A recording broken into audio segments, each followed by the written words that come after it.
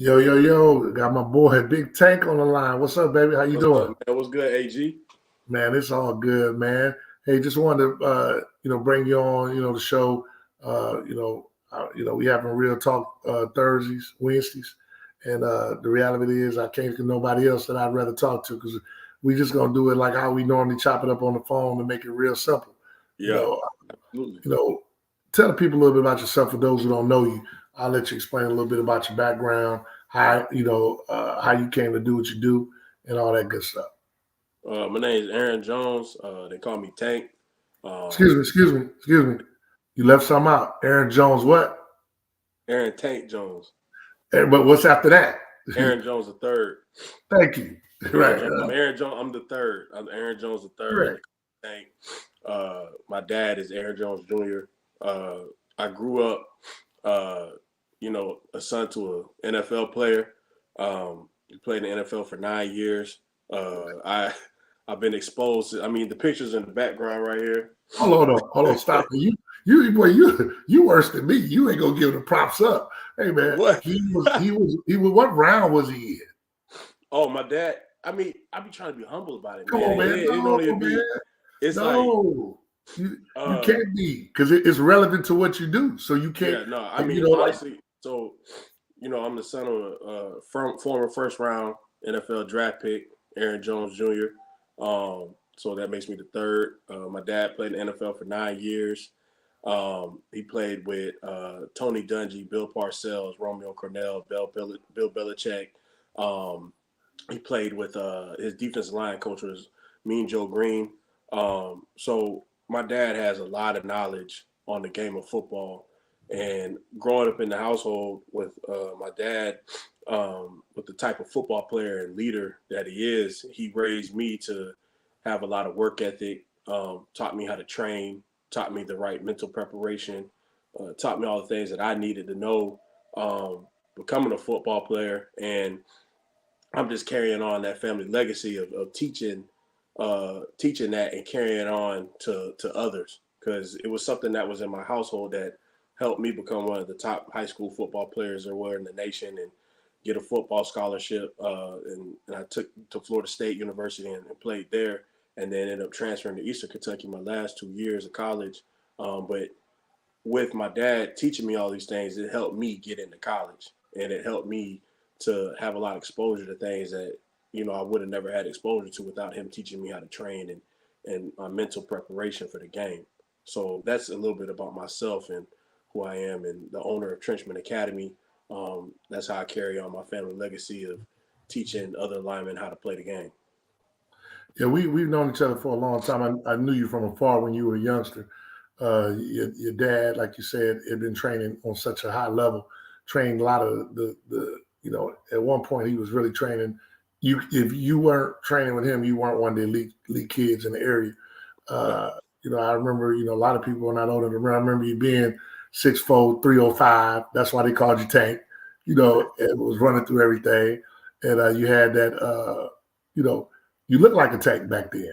And yeah, and you were like, you shortchanged yourself, but you were one or two top kids in the country at your position. You were U.S. Army All-American. You did all that. And like you say, you went to Florida State.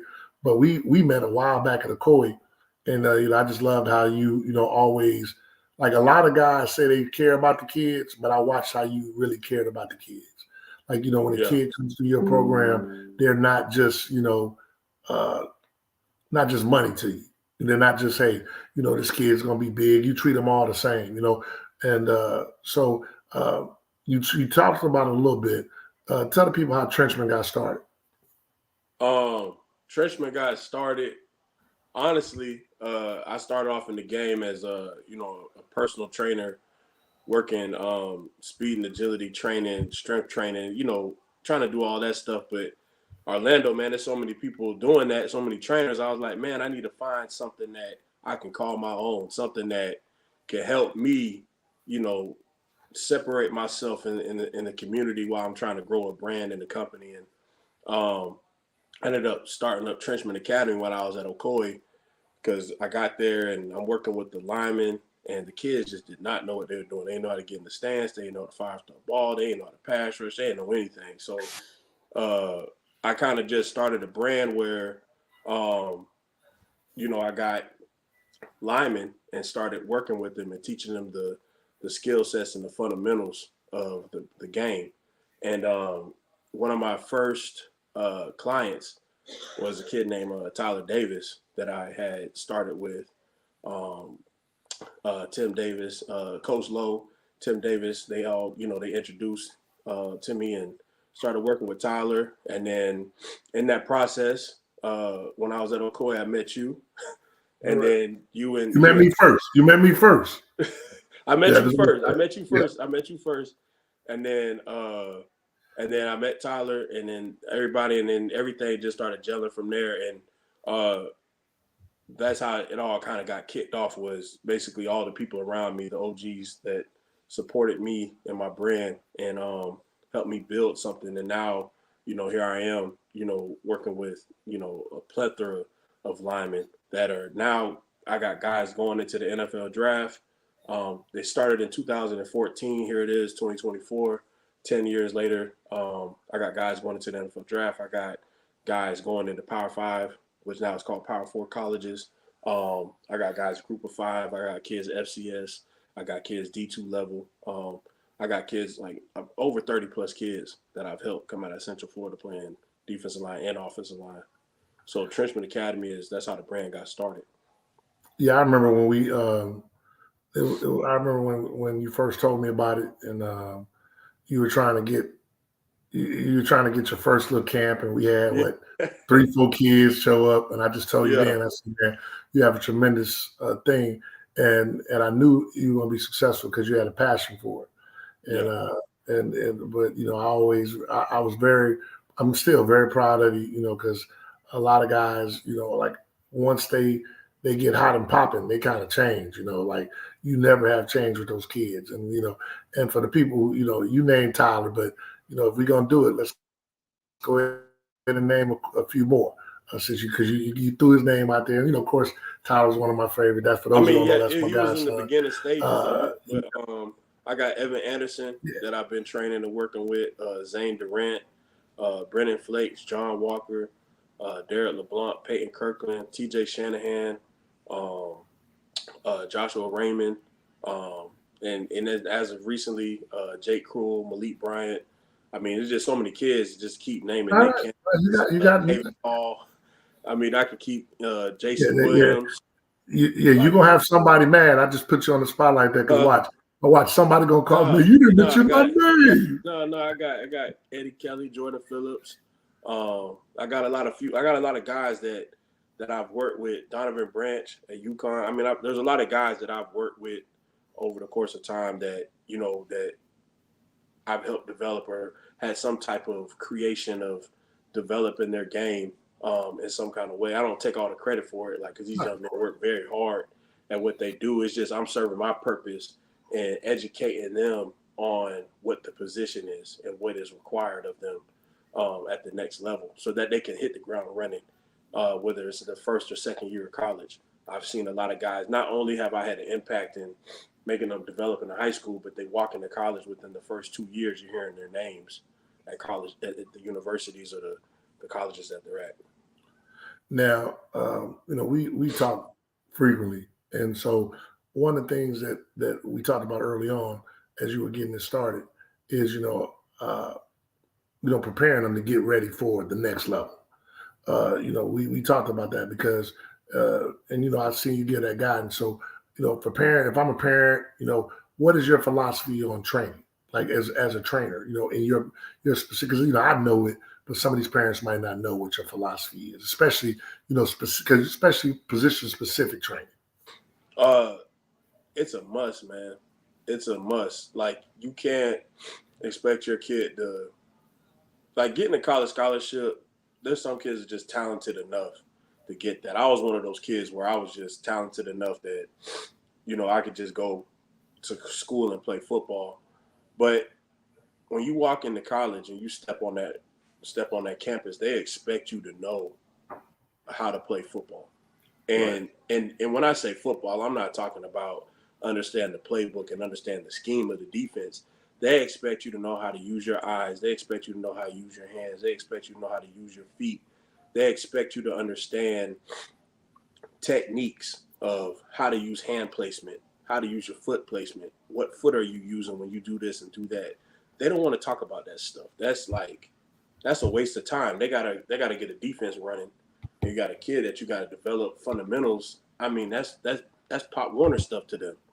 Right. They're trying to figure out, why am I teaching you something that you should have known, and how in the world you a 4-star, 5-star, you don't know how to put your right hand down or the left hand down, or you got both hands down on the same side. Like, they looking at this stuff like confused, and they're trying to figure out how the heck this coach even sold them this player. So it's very important for kids to train specific training, walking into college, to understand what position they're playing and to know what the techniques are at the next level, because what you learn in college is going to carry over to the kid getting into the NFL. So in the NFL, that's a 2% game, but if you're not training, you already out the loop. Yeah, we talked about that, and one of the things that we're going to have a show like tomorrow with all the local trainers on it, basically kind of discussing, because one of the things that we connected on as well is, I told you, I said, man, kids is coming on this bus trip and they're looking terrible. It's hard for me to, because at the end of the day, there's two things, and we talked about this before.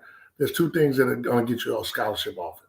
Whatever you did on Friday nights, or whatever you did in front of that coach. In front of the coach. That's it. Absolutely. That's it. I mean, like, you've talked to schools about kids, and I know for certain kids you talked about, because you trained them and you talked about them, but they filmed didn't match their ability, and what they did on Friday and what they did in front of the coach didn't match their ability. That is a huge exposure point. Is, football, there's a lot of things to the game, and you can call up plays and schemes for a kid to go make a play, and then they go make the play, and then they go get in front of a college coach. They working a drill, and they got 2 left feet. They stumbling over bags. They can't shoot their hands right. They can't do, like, college coach, like, man, what the heck? I seen all this stuff on tape, but I see this kid, he looked like a goofball in front of me. So I'm supposed to just drop the money and give the scholarship, or tell AG, give him the thumbs up. Like, I'm gonna tell AG, like, nah, man, we don't want this dude.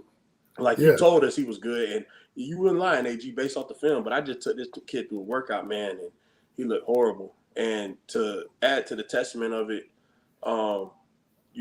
working with kids and helping prepare them. I got 2 kids I do want to talk about, because I mean, these are kids that have been on your bus that I know for a fact that that's why I trust in the bus so much. Is, Tyler Davis getting on the bus, riding around, and he had been training. He gets in front of Clemson. He gets in front of Florida State. He gets in front of these coaches. They look at his height factor. They're like, well, this and that. But they're like, man, this kid can go. They're like, man, this kid can move. He got good hands. He got good feet. He does this and that. So Tyler had already been preparing himself, despite whatever things that they might have felt about him. It still was, the other things were just way too strong that they couldn't deny him of who and what he was. And then another kid that really, he came onto the scene, and he's super hungry kid, man. Jordan Phillips, is one of those kids that, he was always asking questions like, oh, what do I do this? How do I do that? What is this? Yeah. Coach, when I do this, when I do that, what happened with this? And then it's, all right, Jordan, calm down. Like, work on this and fix that. But the thing about it was, he was so hungry. I remember us going up to Georgia, and he the first one in everything. Bogarting people, moving people, like, standing in front of coach, looking him in his eyes, like, and Coach Scott was like, just before he got started, he's like, hey, man. He's like, hey, man, this guy right here, I don't care whatever happens the rest of the day. This guy right here, he going to get a scholarship today, because this kid is hungry and he want it. And that's how Jordan came in. And that was all just because he decided to hop on the bus and go compete and show coaches who he was. And that's, I think, the biggest thing that these kids are missing, is they think that these college coaches are supposed to come to them, or it's like some type of like privilege for the college coach to come visit them at their high school and then come and offer them. Like, a lot of this stuff, you got to go find these coaches and you got to show them how hungry you are, because they're trying to put a roster together of guys that want to win national championships, and they're not looking for kids that can fit in the system. They're looking for guys that want to win, and that's where kids that get on a bus or kids that go to a university trying to showcase their talent or build relationships with the coaches. Those are the kids that most likely will end up getting the scholarships and actually having good careers in college. Yeah, we talked about that even when because Jordan, Tyler, both of them were kind of for different reasons, but people just didn't know who Jordan was. And then when they saw his work ethic, it's, he was a kid that we on the bus, coaches is coming to visit me at the hotel. They're like, man, who's this big old kid lifting weights? On the treadmill, right? And on the treadmill working out. He's still like that. At Maryland, he's still a kid. And Tyler didn't have all the necessarily, requirements. And this is something else that people don't understand. If you don't have the measurables, if you got the measurables, if you 6'5", 300, like yourself, like you said earlier, you were going to be fortunate regardless. But if you don't have those measurables, then those intangibles about how you work out in camp, how you look when a coach comes to visit. Because I remember Tyler only had UCF, and I took Kerry Dixon from Florida over there. I said, we was out there, I said, man, come check out this kid. He saw him worked out, and he said, man, we got to offer him. And kids don't understand, but that's because he had been working. One thing about Tim Davis is that Tim constantly had him working with Lowe, had him working with you, had him working with somebody, Yep. And parents and parents, you have to invest in your kid. We talk about that all the time. The rates that you charge are not, you're not killing nobody. Compared to where I was then to now, shoot, it was crazy if you wasn't training with me back then. I would charge you like $5 a session, $25 for an hour of work, right? And that's for a private session, and I think my group was like, I don't know, $50 to $75 a month. Yeah, your group at that time didn't capitalize on it. Like they just looked at it like, oh, I don't need that. Oh no, your group at that time, I remember because I told you were crazy. You was charging like for 10, like in a month. There's 12 days in a month you were training, and you were literally charging people like $5 a day or less. Yes, and people were like, not taking advantage of it. But then, because we go through this all the time. When I talk to you about it, like it's like the bus. You brought it up. Tell the people your experience about because not only did Tylerman come, the last couple of years you've come on the bus. Tell the people who don't know anything about it what you experienced on the bus. Well, the first thing that I experienced is like coaches looking for you, asking like, "Hey, you seen AG? Where AG at?" Like, "Oh, AG over there on the." Okay, yeah. They hopping on the golf cart going to get you, and then they telling you to come back over here because Jimbo want to talk to you. Jimbo been looking for you, been waiting for you to get. I'm like, Jimbo been waiting. What in the world going on? So yeah, we went to A&M. That's what we went. That wasn't the bus tour. That was just we went to A&M. It was during COVID. It was during COVID. A situation of like visiting schools and going on visits with you.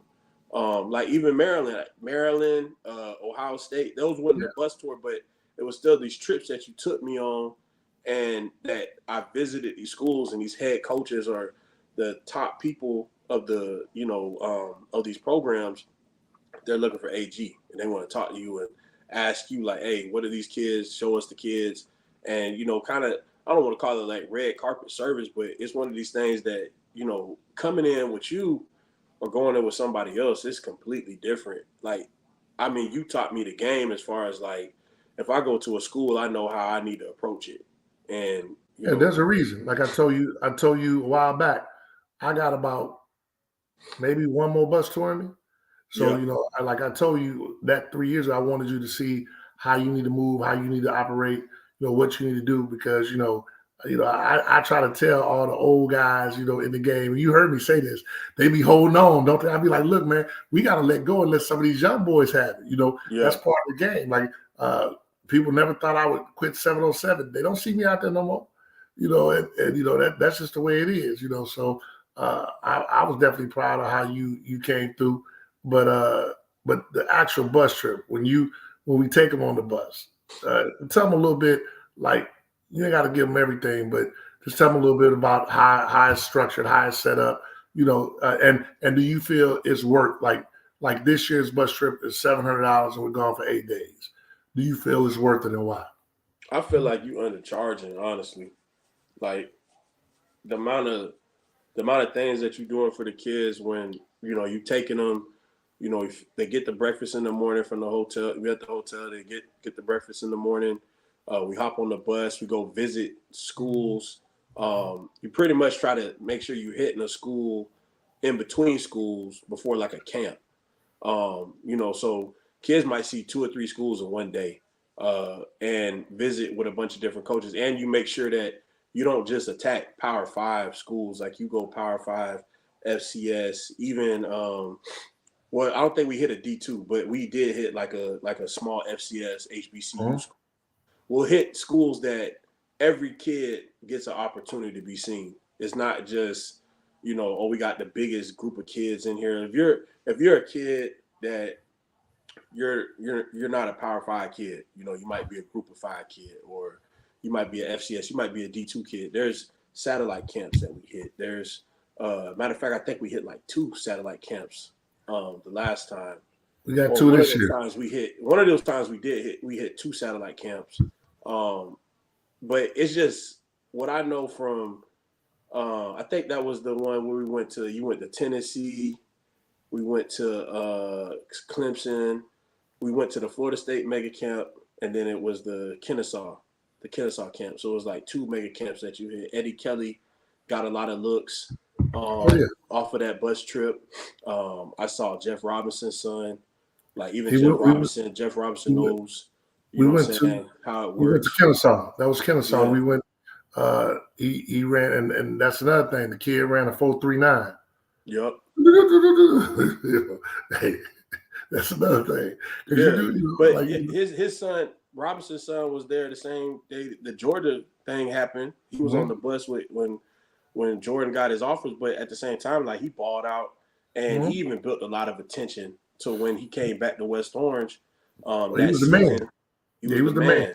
Right. And honestly, like, not to open no open wounds or anything like that, but like, the kid was at Apaka, and I don't think that he had a lot of exposure at that time as far as like the looks and things that he was getting, but he hopped on your bus, and I know Jeff was really grateful for everything that, introducing his son and putting him in the situations and doing those things. He even had his other son on the bus trip a year or so later. So, he was there. He was there last year. He's going to be good too. Yeah, like he was the last year, running back. Jeff was told by somebody not to come on the bus. Jeff was told by somebody, do not come on the bus. It's a waste of time. And when he got that offer, man, Jeff was happy as can be. Dad's son's at Arizona State, doing well, starting. Yeah. He was at Washington State. And a great kid too. Like Jeff Robinson had some good kids. And a plug for Jeff. The seafood it's called the Hookup. Jeff Robinson. If you want some good seafood, that's who you need to call. But no, man, I'm stalling you for a few minutes. I'm gonna let you talk about, because I got a big surprise for you in about 5 minutes. Oh, but yeah, I mean, hey, Tank. No, I'm just nobody else will get that. Only me and you'll get that. Yeah. But one thing that we talk about, man, and this is, and we'll talk about this, and we can talk about this for 5 minutes. One thing that I think we do a good job when we talk and we have these conversations. Just because you're a good high school D lineman, or since we're talking about D lineman, doesn't mean that's going to translate to the next level. Right. One thing I admire about you is that you will tell the kids, even when they're elite, first team, hey man, you need to work on this. Because like this is what you need to work on. Because you've been there, you've done that, and I want you to kind of explain to the people, like, the importance of picking the right school for you. Don't look at the name per se. Pick the right school for you, and all that kind of stuff. And then I'm gonna have you surprised, get on it after you finish. All right. I mean, my biggest thing is, I come with a lot of wisdom and discernment, and that comes through. And you know how they say about wisdom, like you either learn it or you earn it. And like I say, 80-90% of my wisdom, I earned it. And I had to go down some paths that put me in a place where I made some bad decisions or made did things that I shouldn't have done, but it was a blessing in all because now that I run Trenchman Academy, it's almost like I'm a prophet, or I kind of feel like I have these abilities just to really help these kids understand like what they walking into and how to be the best football player that they can be. And really, like if you're a kid that, let's say you're a 5-star pass rusher, really good, you done had, anywhere from 15 to 20 sacks in a season. You're a little undersized though, and you don't fit Power 5 defensive end size. I mean, I honestly would tell a kid that wherever they're going to put you in a position to play edge or for you to pass rush in a position of an outside linebacker rushing, there might be no Power 5s that run that style of defense. It might be, a group of 5 school, or it might be a school that isn't like the strongest Power 5, like one of the strongest schools in the Power 5, but they fit you in their scheme.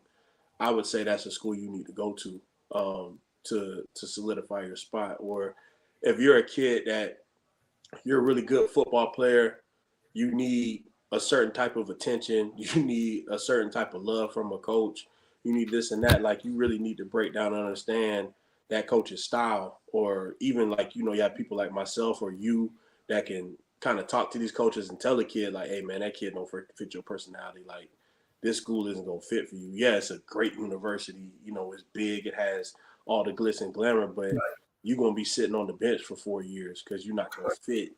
You're not going to fit the mold of what they're looking for. You just don't fit. So the biggest thing for kids to understand, like when you're picking a school or understanding when you're making these decisions, that is this school a fit for you to get on the field?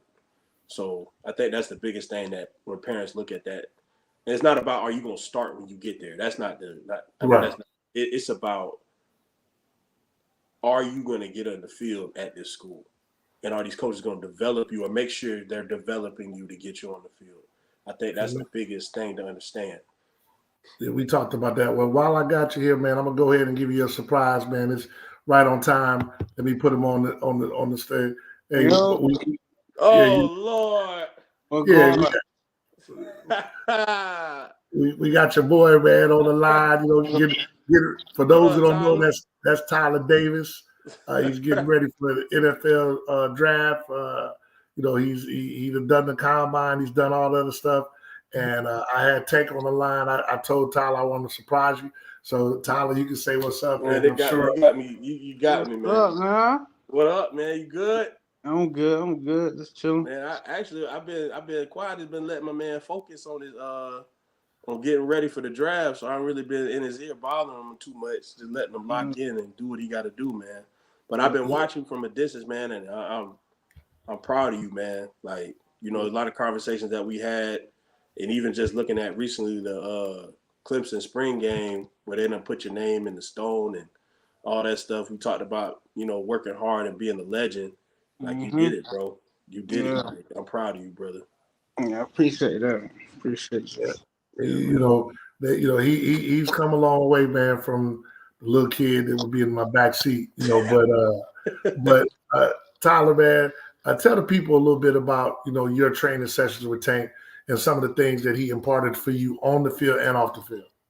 I was start off by saying like he was definitely one of the best. I wouldn't be, where I'm at today without him for sure. I mean, I started off my freshman year, out there at Coy. It was me and you. We just getting in, getting out the mud. Yeah. He really just, he knows how to just diagnose the game. He knows what you need at the, what you need at the college level and what you want to take your game to a whole nother level and what you got to do to destroy blocks, defeat blocks. And then you go to the pass rush, you get your moves, what you got to work on and stuff like that. But, he always starts to focus on, stopping the run in order to get the pass. So I say that for real. So. Yeah.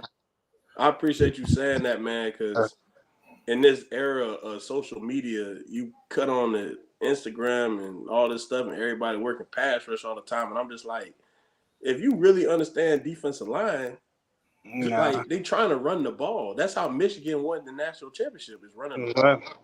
So we got to stop the run so we can get to the sack. Mm-hmm. So Yeah, I'm man. glad to hear And you Tyler, say well, Tyler, while I got you here, man, there'll be some kids. What advice would you give a little kid trying to go to your trajectory, trying to get to the point where they are able to be drafted? What advice would you give them? Say the course for real. I think little details, everything everything matters for sure. They want to know how you are as a person, not just as a player for real. So I just say the course, do the right thing when nobody watching for real. You get the extra film, get the extra recovery, get the extra work in, and you gonna be good. Just do all the extra. Yeah, man. Well, hey, I heard it from a guy who's going to be drafted in about 2 weeks. I would have loved to be. Damn well I wanted to be at the party, but Asad got his spring game out there. Oh yeah, So you need to call his knucklehead behind and I stay do. home. He's doing all right now, so we'll see. But I got a surprise for you, Tyler. And I brought this here. You can't see him because he's so black. But what's up, Coach Ed? What up, Hamburger? How you doing, buddy? I'm doing great. What about you? Hey, man, I'm doing great, man. How y'all doing tonight? Hey, man, I some kind of way I guess I let Tank go. I wasn't trying to, but he called back in. Tank, man, we doing good, man. How you doing? I'm doing good, brother. I'm glad to hear, man. I know you hear was y'all working. boys dropping some knowledge. I hear Hamburger, man, giving back those nuggets of wisdom to the young fellas, man, and really understanding, that it's bigger than football, man. And that's what I try to tell these guys for years. But, you have to go through that process and go up that ladder to really understand that, it's not all about football. Coaches are fickle. I was just talking to a young man about how you get on either side of football. Coaches, either on his good side or his bad side, man. And it's just great to hear, guys that we know and like Hamburger talking, man, just make me smile. I'm listening to him, man. I'm so excited about everything. G, we seen Burger coming. Oh yeah. For a long time, man, and now it's his time, and man, I just couldn't be more excited for him, man. See, what people don't understand is, we remember when he had a high pitched voice and he was, and we was his coach. We was his coach, and we lost a game because Tim took him out of town. We got drugged because he wasn't around. So we remember all that. And but it's exciting to see those guys do it, man. Like I said, the only regret I have, but you can best believe I'm gonna be in Colorado at the TV set, waiting for you to get drafted. Yeah, yes, sir. Because hold on, watch this, because I'm gonna put him on the spot. Now, one thing, this how well he know me. What's my favorite place to eat, Tyler? Papa. And what he getting, Papa? What he getting, Tyler? He getting I think he getting 3-piece combo, 4-piece. With what? You know what else you gotta have? It gotta be red beans and rice, right? Red beans and rice and jalapeno pepper. Yeah, jalapeno pepper. Yeah, man. And Tyler, I'm gonna tell you now, because this Ed remember this is Tyler told me as a little kid, when I make it to the NFL, I'm gonna get you a Mercedes Benz. I'm gonna let you off the Tyler. You ain't gotta give me a Mercedes Benz. But that's how he used to talk. For those who don't know, he has the highest pitched voice of any kid I ever seen in my life. Yeah. Hey, it's funny seeing them, G, growing up being men now, man. He's not, but like I tell him all the time, man, he gonna always be Hamburger to us, to me anyway. I know he a man now. I can't take that from him, but it's just so good to see him, man. I be tuned into Clemson, and I'm a Tyler Davis fan. Yeah. But Clemson. I'll never watch Clemson again. But yeah, no. but I watched it when he was there. But hey, Tyler, I know you took time, and I know you out on the West Coast. We're gonna let you go because I'm gonna bring Tate back in. Okay. But hey, man, I appreciate you, man. I love you, and man, hey, and I'll talk to you, before draft. All right, love y'all too. Love you too, Bert. All right. Yeah, I guess, man. My bad, Tank. I guess it only let me add 3. I didn't set the format. I have it formatted when we talk next week. That's Ant on the line as well. I wanted to make sure that he got on. He was busy working, and we got him out of Yes, sir. his shed. But you kind of heard some of the things we were talking about, Ant. What would you like, the people to know? Because Ant deals with oh no, well maybe okay, my bad, Tank. I got you. But maybe you could tell the people a little bit about this whole recruitment. We had a conversation about it. For those who don't know, I'll introduce Anthony. Played, matter of fact, he's a Hall of Famer at his school. I'll let him tell you a little bit about it. And then and go ahead. Matter of fact, you tell him about yourself. You can tell about yourself more than me. Man, I tell people all the time, man, I'm a simple dude from Eustis, Florida. I had the opportunity to play for pay. Yes, I was inducted to my school's Hall of Fame this year after 30 years, man, at Morningside University.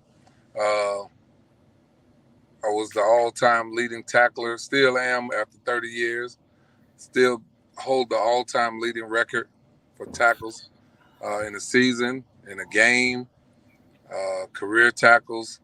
I led the World League in tackles, played a brief time in the NFL for Buffalo and Dallas from 93 to 95, man. I went and had a cup of tea at Saskatchewan and came back home, man, and started working with the youth in the area. Coached a little bit of football all over, man. I coached the women's lingerie league, coached overseas. I coached high school, little league. But my passion has always been, little league coaching with the young fellas, guys that are a little bit younger, getting the fundamentals into them, man. And then just watching them grow and develop. Like, Tyler was one of the first kids I coached when I came to Apopka, and just seeing him develop, man, really just puts a smile on my face, man. I just see I talked to one of the other coaches today, and we were just naming all the kids, AG, that came through like our program with the Raptors. And man, it's just, it's not a plug, but it's just like we're talking about next level. For example, when we used to do those little camps on Saturday morning, a lot of kids that came through that over the last 17, 18 years, man, and just to see them now coming into their own and developing, man, really just gives us a sense of pride and, joy, just seeing those young men just live out their dream. But, that's who I am, man, in a nutshell. Yeah, you also run Next Level Foundation, which, helps with 7-on-7, with training around the country. We've had conversations before, because once again, this is someone else I have a real conversation with. I told you years ago what I thought 7-on-7 was starting to come into. Yeah. And people don't understand, like there's different levels to 7-on-7. There's and we talked about that, but I just wanted the people to kind of hear your voice, and I know you got something. You also are a parent, of a child that you've been through the recruiting process. You've been on the bus tour. You took a break because your oldest, you one of them dudes to have a baby this age and a baby this age, Yeah, there's a little gap in between those two fellas. Yeah, and I know them both, and you gotta tell the people though, man. Before you gotta tell everybody how we met though, because we met in a very unique situation. Hey, it's a funny story, man. I was coaching football, little league football in Eustis at the time, and AG was a ref, and he just blew the call, man. I mean, it cost me a championship game. No. You got to tell the right story. It was a championship game. Yes, championship game, man. and I blew the call. I held on to the whistle because they was beating the brakes off this team. I'm talking about the team couldn't get 1 yard all day long. Yeah. And it was a fourth and whatever. Yeah. And the dude jumped. And I said, "You didn't see that?" I was like, man, it ain't gonna matter. You know, It ain't gonna matter. Man, it ain't gonna matter. Y'all gonna get him anyway. Tank, some kind of way this kid, man, it was like 4th to 16. Yeah. Take your volume is not up. It was like 4th to 16. Some kind of way. I don't know if the corner fell or something. Yeah. But I'm running down the field, touchdown, and I had to go back to Anthony give me this look. It was a close game. It was 7-6. That was the game, winning touchdown. No, it was 6-0. And yeah, they couldn't do 6-0. nothing. Yeah, that's right. And like I'm telling you, they didn't get 1 yard all day. It was that one play cost. But you know, AG, and that what's so funny about that is how much respect I have for you, and even in that situation, because a lot of people make mistakes, but there's very few people that can admit when they were wrong, man. And you know, I knew then, man, you know, hey man, I could deal with this guy. I didn't know him, but the fact that you admitted, hey man, you know, I blew it, you know, hey, I made a bad call. I didn't make a call, and it cost. I mean, you know, it was hindsight, man. And, you know, from that point on, it's so funny, G, because a lot of people don't know how often you and I do talk behind the scenes. And, you know, I talk to you, whether it's in good or in bad, whatever we got to talk about. I just can tell anybody and all the listeners how much respect I have for you, because we don't always agree. People would think that, you know, sometimes we don't even like each other. But because the fact that I feel like as men, we can talk and hash out our differences, come out to an agreement, or just agree to disagree on something and still maintain a relationship to the level that we have for each other, man. I can't say enough about that, because I'm old school. I'm an old country boy, man. And I think that men should be men. And in the fact where I say that, I know that offends some people nowadays. That's not politically correct, because they got all these pronouns and things like that. And I don't mean to offend anybody. You know, if me saying men should be men, you know, I say that in the term that if you and I have a disagreement, or we don't have an agreement or something, we should be able to talk about it. I don't need to go and tell Coach Tank, man, you know, AG, this, that, and other. If I didn't tell AG, I'm gonna tell AG before I tell Coach Tank. What we talk about? What's this mean, man? Yes, sir. Just throw it, man. Throw the rock and hold it and hide your hand. That's right. Throw the rock and hide your hand. We done got into it so many times, man. Yes, sir. But the thing is, hell, we Coach Tyler, we got into it. Yes, sir. And pulled me to the side. Sir. I was walking around one speech, said, man, we ain't finna do that. And I said, you know what? I can respect that. And so we've been cool ever since. And then hey, you know, I was the offensive coordinator, and AG was the defensive coordinator, got on me, and you know, we was at the game and like, hey man, well, let's talk about it. It's just, you know, this and this. And the fact that, you know, again, one dude I have a lot of respect for too. People like, I've had a lot of people ask me how I became friends with Tim Davis, for example. I said, because one thing about Coach Tim is you're gonna always know where you stand with him. Like, man, I can respect that. You know, you don't have to agree with me or like me, but I can respect the fact that you have an opinion and you're man enough to tell me how you think. So, but not to get off too far on a tangent about anything, man, you know, I just really appreciate that in qualities in people, you know, because that's me. We talked about anybody knows me. Go ahead. No, but we had talked about that. Remember, we had talked about that. We were just talking about, you know, these young brothers need to learn that they can have disagreements. Have me, you, and Tim that had knockdown agreements, but the two things that I'm still gonna stand on, them damn monkey rolls don't make you no damn NFL player. I don't give a damn. Because Tim Davis was a monkey roll son of a gun. Yeah, that monkey rolls, man. We was tired of monkey rolls. I was tired of telling the kids to do monkey rolls, but every day Tim gonna do monkey rolls. He's gonna do monkey rolls no matter what. And the other thing is, he's the only man I know to lose a championship with a Jalen Carter, Tyler Davis, and Norrell Pollard, all in the same defensive line. He definitely did. And Malik Tolbert. Yeah, well, Malik back there was the No, guy. that was Neil. That wasn't Malik. No, Malik was on that team too. Malik was on that team, wasn't he? Yeah. He was loaded. Jawan. Yeah. Gordon. These all the kids. They played college football. Every last one. Yeah. And a lot of them played big time college football. So but AG, I will say this. Those D-Land boys was good. But Tim should have won. That's with Avante. But and I tell people all the time, man, Tim, I give him a hard time, but like you said, one thing about him, he's probably he's direct as they can be. The only other he just like you direct, I'm direct.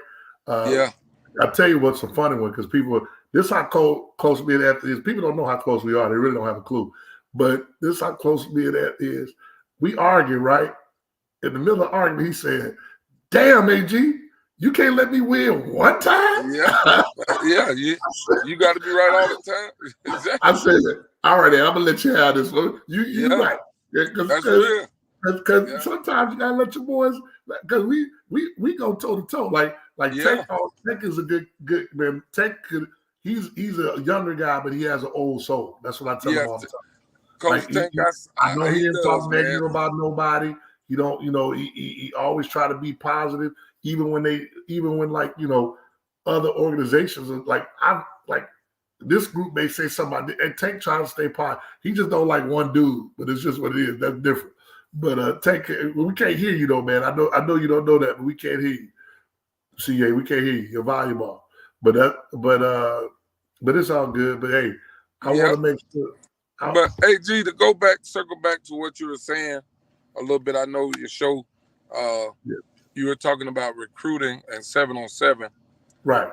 And, and there's levels, and you're talking about the levels, and I agree with that wholeheartedly.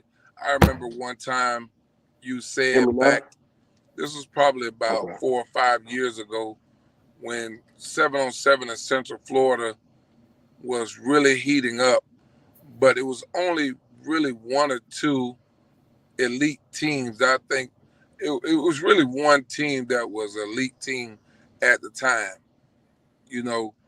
and there was another couple of organizations that were trying to put together some stuff to become, an elite, quote unquote. Right. But you and I have been around 7-on-7 when everybody started with dry fit shirts and dry fit shorts before all the tight stuff and all that. I've been out there where guys wrote their names on their T-shirts to play 7-on-7. And that's and I understood exactly what you meant when like you were talking about the league that we do, Next Level League. And I tell a lot of guys, I got a partner up in Lake County that he wanted to have an elite team. I was like, Lake County is too small for you to really think you're going to be able to pull an elite program to compete nationally. You just don't have the pool for it. Correct. You can, because guys will go to Orlando, but Orlando is not going to. Oh, Ant went dead on him. Oh, yeah. He might have to restart his mic. Yeah. Yeah, now his mic is messed up. He don't know we can't hear him. But he don't even know we can't hear him. He talking. But anyway, man, we having technical difficulties, but is there anything you want to tell the people before we go? Because we at the deadline. Man, hey man, if you are trying to get some exposure or you trying to get where you're trying to be, you need to, be in the lab training, find you a trainer, and that's at any position. I'm not just here to plug my company, but if you are a defensive back, wide receiver, linebacker, running back, even kickers, anybody, long snapper, like whatever you are, you need to be getting with somebody who knows what they're doing so that you can get on a bus and go visit these colleges. I mean, because the benefit of the bus tour is you can either hop on these flights and fly to these schools and make these trips and spend all those hours on your own, or you can get your kid on the bus and knock out 10 schools and, 1 or 2 mega camps within a week and get all the exposure you need. That's the thing people don't understand, because everybody's like, oh, AG making money. First of all, if I was, I'm giving a value, but I'm really not. That's the problem. But the other thing was, man, if you gone for 8 days, to stay in just a Hampton Inn is $150 to $200 a night. So that's $1,600 just off the rip. We're able to do it because we got so many guys in numbers. So, but the thing that you hit on is that, my thing is I don't want to waste nobody's money. I don't want to waste anybody's money. Like my thing is we on the trip, man, we want to see you compete, because if you compete, you'll get that information. Erica asked, what age would you recommend starting this? 8th, 9th grade, somewhere around there. Start getting them, get these coaches to know who they are. The reason being, and Ant knows this, and he got back.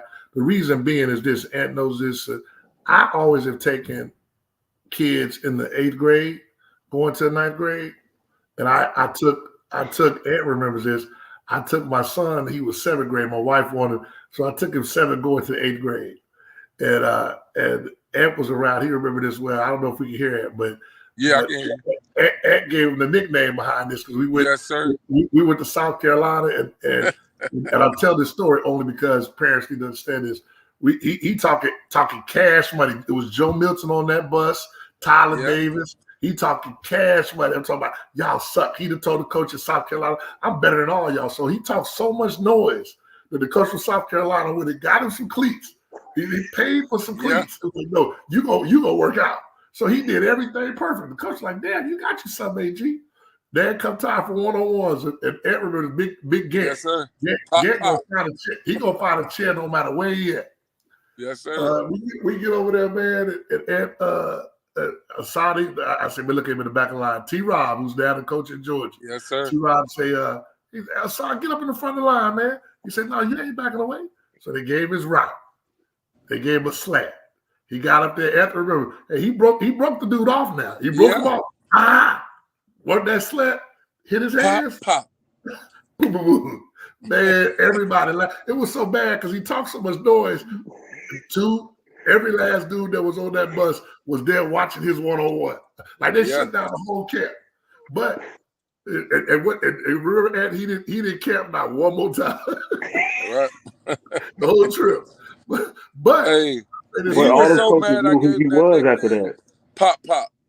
Oh, now, what the important thing on this, why I tell parents, had not I took him that year, because after to tell you, when he came back going into his night, hey, we had Duke, he done took the ball over dude's head, caught it, spun it, he was ready. He did. Tyler Davis, I took Tyler like 8th grade so that he knew what it was. So when they come back, they're ready. So I tell everybody, if you got a kid that you really, because I don't know your dog level in your kid. If you feel your kid is that kind of dog, you might want to let him take an opportunity to look at it, especially if he's going to high school and you think he's going to play varsity. Because we've all had that, one, like you brought up the Parker Raptors, and I told somebody this the other day. We had a lot of kids leave the Parker Raptors and start varsity as freshmen. Right. Across the city. And then I was telling somebody, if you really look at it, because, you got all these youth organizations, and then, I'm not really trying to toot the horns. I'm just spitting facts. At one point, the Parker Raptors had Tyler Davis, Player of the Year in the state. The next year, Jalen Carter, Player of the Year in the state. The next year, Timmy McClain, Player of the Year in the state. The next year, we didn't have a Player of the Year. We had Trayvon Barnes, who was first team All-State. But the one guy who would have been Player of the Year ended up being the number 5 pick in the Major League Baseball draft. That was Elijah Green.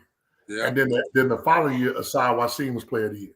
So, the Parker Raptors, we were very dominant back then. Seriously. Was Caven on the Parker Raptors? Yeah. Caven on the Parker Raptors? Caven got Defensive Player of the Year. Yeah. I'm saying, that's what I'm saying. So we had a lot going on, and I didn't even, like you're right, I didn't even go on. I was just talking about overall Player of the Year. I wasn't even talking about guys that were Defensive Player of the Year, All-State, because, we had kids that they left the Raptors, but they went to different areas of the city. They didn't. They just didn't all. They all ended up. Matter of fact, hell, none of them really stayed in Park other than Jalen and two. That was it. And Trey Barnes, who's going to be an animal, by the way. That's the side note.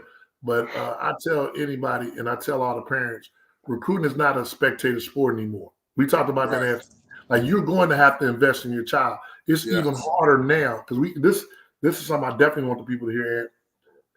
We talk about it because you talk to college. A lot of your friends and through the bus trip, I would meet guys who knew you that they played professionally with you, or they knew you through that. And we talked about this. They ain't really giving up but about 10 scholarships a year right now. That's it, man. And that's pushing across the board. Right. That's pushing. That's like all positions. Some schools are saying, "Hey, we're not giving up none. We're doing seven."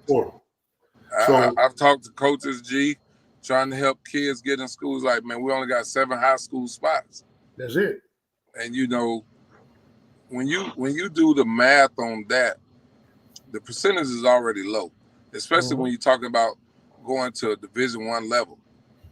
And when you narrow those scholarships down from 25 to 7, you really got to be an elite. They have more reasons not to recruit you and offer you now than ever before, because they don't have time to mess around with high school development, because coaches are getting fired. They got NIL stuff going on, man. And, it's not, and I think a lot of parents need to understand that it's not an indictment on your child if he doesn't get a Division I scholarship. It's not an indictment on your child or you as a parent if they don't get a scholarship, because everybody doesn't get a scholarship. They, that I think that goes back to youth sports when everybody started getting trophies and medals. So they think because this kid has 10 scholarship offers, your baby should get one. That's not how that works. That kid that has 10 offers. You hit something too, because what people got to stop doing, you got to quit watching other guys' offers. Correct. Yeah. You really do. Some of the offers be fake. Right. There's a lot of offers are fake. A lot of offers aren't committable. You'll know on August 1st what committable offers guys got. Definitely. But one of the things that people do is they'll say, my son was better than this kid in youth football league, and he's better. And your son may be better than this kid even in high school. But that kid is 6'6", 300 pounds, and that's going to win every day of the week, no matter what, because they're looking for that. Hey, y'all know who this is, man. He got me blocked. So he can only speak to me this way. Man, you better unblock me, dog. Anyway, that's low. Low. But Low is right. I mean, I agree with Low all the way. The reason that I tell every parent, if your kid ain't training, what are you getting on the bus for?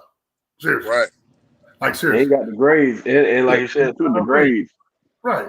I mean, he's totally right, because I'm just you're just wasting your money, because I'm not making no money. You wasting a spot for a kid that could actually be on the bus doing something. But that's something that, I think especially in the African American community, G, that is overlooked tremendously sometimes, is the academic part of all of this. Oh yeah. Everybody thinks you can play your way into college. You can, but I guarantee you can read your way in there faster. No question. You're not going to get around the academic requirement. There's very few guys that are going to be able to get around the academic requirements to get into college, because the admissions office has nothing to do with the football office.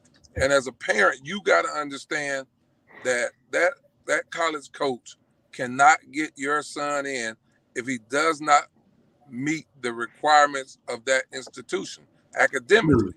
Academically, he has to have all of his core grade requirements. He has to have a certain GPA. He has to have been able to pass the standardized testing. He may have a scholarship to Notre Dame, but if Notre Dame tells little man he needs a 2.8 GPA to get in, he doesn't have a scholarship if he has a 2.0. Coach can't get him in. And the thing is, now a lot of people think that because they waived the SAT, ACT requirement, like for the NCAA, that means that this way for the kid getting that school. That's up to the school's discretion. Every school, deep down, I can tell everybody this. Every school has like 3 to 4 that they can get in just because. But No doubt. That's why I said not every kid. Yeah, There's but a you know that you got to be Jalen Carter. You got to be there's Jalen some Carter. You got exceptions. to be There's some You got to be exceptions. like We the know number. that. You got to be the number one guy ever. You know, that's just how it works. And you have to be the number one guy that they like. You a surefire. Because people don't know this, but this is how long we was in the game. When we saw Jalen Carter back then, what did you say, Anthony? Yes, sir. What did you say about recruiting? Yeah, hey man, he gonna be the top guy. He don't need me. You told me, he said, man, all Jalen got to do is just go to college. You said, this is your exact word. You said he could go to NAI and he will still be a first-round draft pick.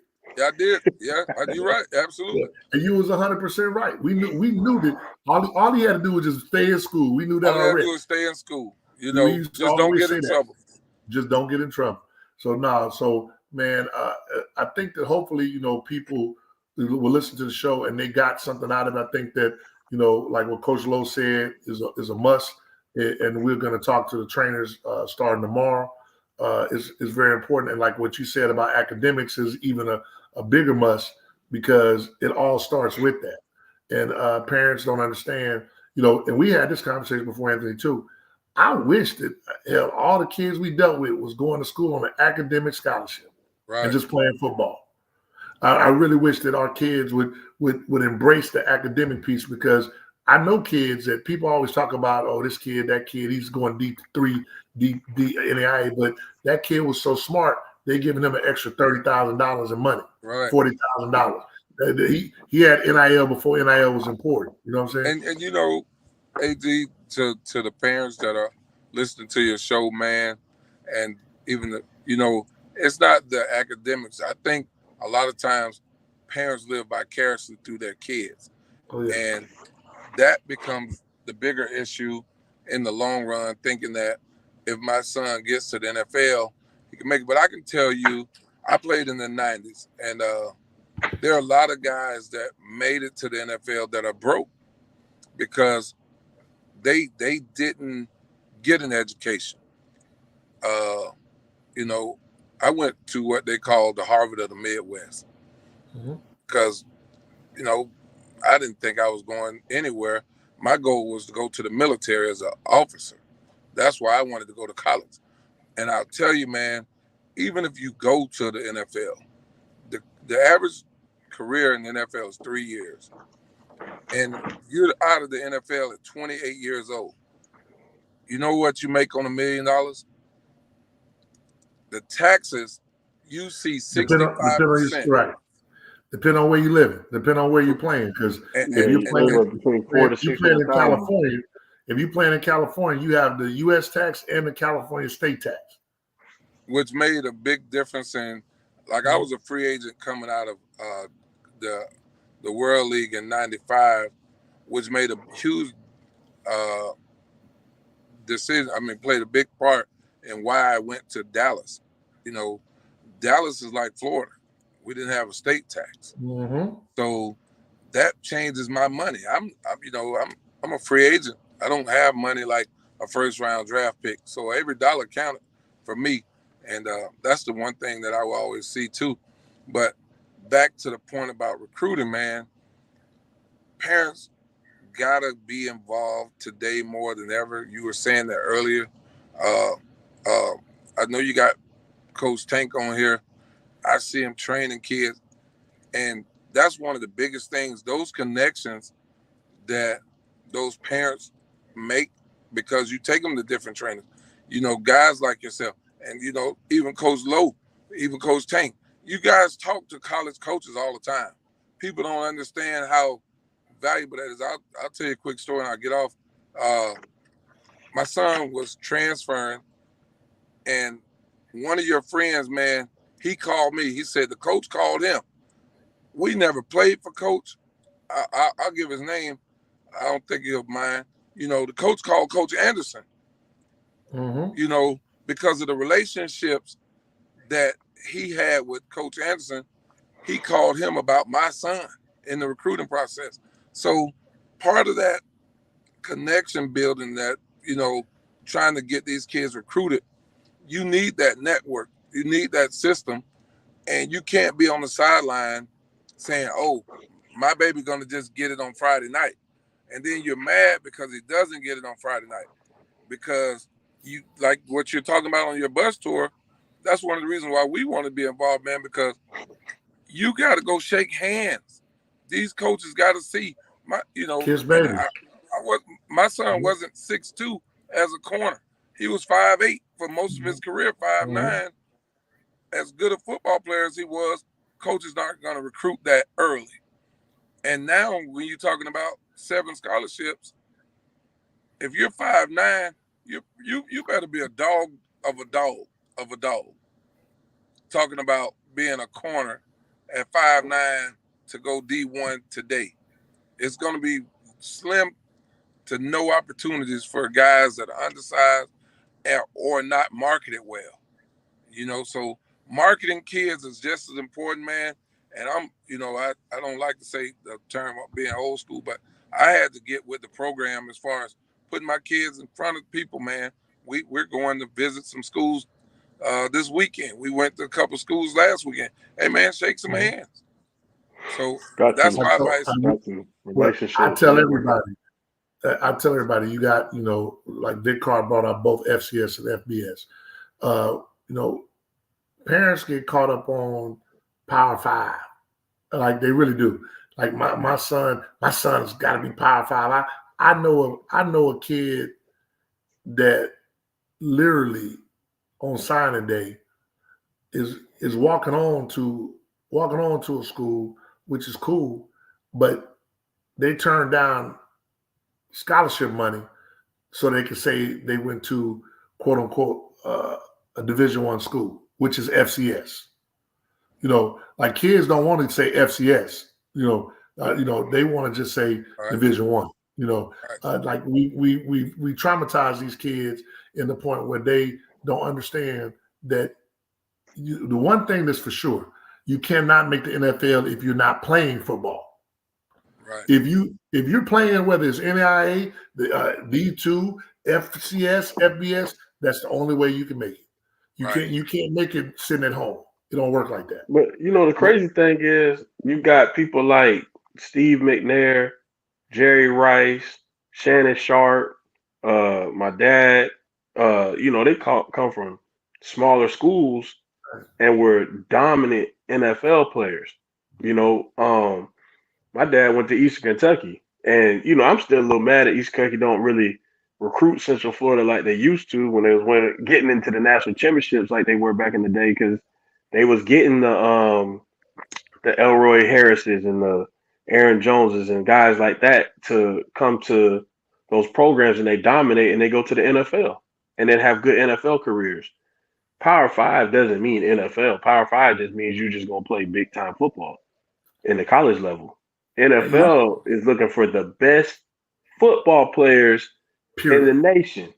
They're looking for the best. So if you don't have all the accolades at LSU, but then this kid got all the accolades over at Alcorn State, and he's been doing it for the past 3 years, they're looking at this kid more than they're looking at that kid that can't even win the starting job over at LSU. They're like, well, you can't even be the top guy in your program, but this guy, he's been running the whole league. And I've seen where Bill Belichick done. It was some guy. What was it? Lenore something. Lenore Ryan College, and he drafted him to the Patriots, like second, third round. Like these guys got to understand. Yeah, Danny Woodhead, Mount Union College, whatever, that running back. Yeah. Like these kids don't understand that. And then what makes it even more fun than what the other guys had to deal with is you got NIL and transfer portal. So you go D2 and you the top conference guy 2 years in a row. I mean, you can start preparing yourself for the NFL your third year of college. Like somebody from Georgia Tech, Texas, somebody will bring you in and make you the star of that team. And then the you running can go. back in Missouri is a prime example. The running back in Missouri, remember, he was at an NAIA school went to Missouri this year and broke Missouri's single season rushing record. And then he was at the combine, So, like people, they don't understand that. Yeah, if right now you just need to play, you just need Get to make in, sure get your foot in the door, man. Be blessed to get in the door. Hey, G, man, and Coach Aaron, I'm a prime example of that, man. I went to a D2 no-name school, man, and Okay. had the opportunity to play, at the next level. So you're absolutely right. But and just a little touch about that too, something that people are missing too, G, just to put this out there, because I had some kids I was talking to that want to transfer or trying to make a decision on where they want to go to school. Not to knock NAIA schools, right? Because NAIA is a good level for guys that should be at the NAIA level. Right. But when you're making decisions today on which school, whether it's a D3 or NAIA school, I'm going to tell you, be cognizant of the fact you need to have access to the portal. If you think you're bigger than a D3 guy, you might need to go D3 early, play for a year like Aaron is saying, and then get into the portal. But sometimes I may be wrong, but I think you have to be at an NCAA program to have access to the portal now, G. Yeah, you're right. So when you're making those decisions, make sure that you have access to the portal. If you're bigger, if you say, man, I'm going D2, and you got a guy that's telling you to come to Missouri to go to whatever school, just take that in consideration for your future. Absolutely. Oh, well, right now, what kids and parents need to realize is junior college is now something that you might want to really consider. Correct. Even if you got the grades, because it gives you the opportunity. Prep school is something you want to consider. Because nowadays there's a lot of guys that are doing that because they're not getting necessarily what they would want out of your boy that went to Alabama. He went to a prep school. The one that got sick, Michi. Mm-hmm. Michi was at a prep school. And so that's something. But we got to get up out of here, man. We done took a lot of these people time. But I appreciate y'all boys being on here, man. Yeah, man. Peace, big dog. I appreciate you having me on. Appreciate you, AG. Appreciate you, Anthony. All right, appreciate Coach. y'all. Y'all boys be good. Thanks a lot. All We'll right. catch y'all next show. All right. Peace. Yes, sir. Peace.